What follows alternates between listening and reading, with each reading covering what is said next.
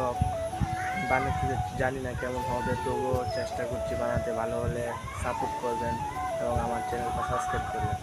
আমি আজ আমার জীবনের কিছু গুরুত্বপূর্ণ কথা আপনাদের মাঝে শেয়ার করতে যাচ্ছি।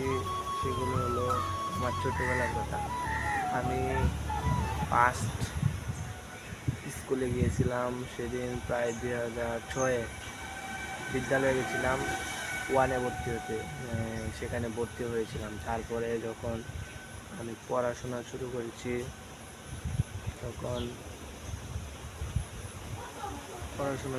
তখন আমি প্রাইভেট পড়ছিলাম একটা ঠাম্মার কাছে। সেখানে প্রথম দিন প্রাইভেটে গিয়ে আমি অনেক রেগে গিয়েছিলাম এবং তাকে আমার বই সিলেক্টে বাড়ি মেরেছিলাম। তার মাথা ফুলে গেছিলো। তখন আমি অনেক ভয় পেয়ে কান্না করে বাড়ি চলে এসেছিলাম। তারপরে এখন আস্তে আস্তে 2024 সালে এসেছে। আমি এখন কলেজে পড়ি। মাঝখানে অনেকগুলো দিন কেটে গেল, কীভাবে বুঝতে পারিনি পড়তে পড়তে। তোমাদের মাঝে আমি এটাই শেয়ার করছি, তোমরা দেখতেই পাচ্ছ। আমি ফার্স্ট ব্লগ বানাচ্ছি, তোমাদের যদি ভালো লাগে। তারপর এখন আমি কলেজে ভর্তি হয়েছি, কলেজে পড়ি। আমি কয়েকদিন পরে আমি বাসা ছেড়ে চলে যাব ময়মনসিং, সেখানে কলেজে পড়বো।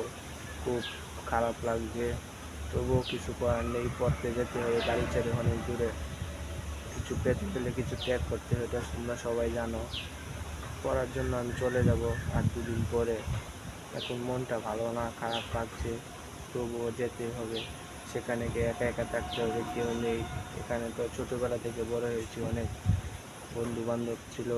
এখন তো সেখানে গিয়ে কাউকেই পাবো না, একা একাই ঘরে বসে থাকতে হবে। সমস্যা নেই, পড়তে হবে, পড়ার জন্য যেতে হবে।